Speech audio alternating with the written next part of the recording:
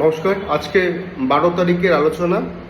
12 তারিখে দাঁড়িয়ে যারা বৃষ রাশির জাতক এবং জাতিকা রয়েছেন, যারা তুলা রাশির জাতক এবং জাতিকা রয়েছেন, যারা বৃশ্চিক রাশির জাতক এবং জাতিকা রয়েছেন, তাদের জন্য অত্যন্ত পজিটিভ। আপনাদের আটকে থাকা কাজ উদ্ধার হবে। অর্থনৈতিক ক্ষেত্রে, ব্যবসায়িক ক্ষেত্রে বা কর্মের ক্ষেত্রে অনেকটা অগ্রগতি, পজিটিভিটি এই 3টে রাশির জাতক জাতিকারা আজকে 12 তারিখে ভোগ করবে।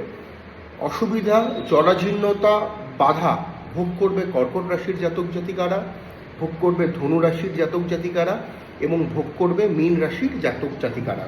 এছাড়া যে রাশিগুলোর কথা আমি উল্লেখ করলাম না, তারা মোটামুটি আজকে ভালো মন্দ মিলে একটা মিশ্র ফল, একটা অ্যাভারেজ ফল প্রাপ্ত করতে চলছেন। তবে মীন রাশির ক্ষেত্রে তাড়াহুড়ো করাটা একদম উচিত কিন্তু হবে না। এবং মীন রাশি নিয়ে আমার এই নিয়ে ভিডিও করা রয়েছে, একবার দেখে নেবেন। খুব সতর্কভাবে আপনারা কিন্তু সর্বদিকে চলবেন। নমস্কার।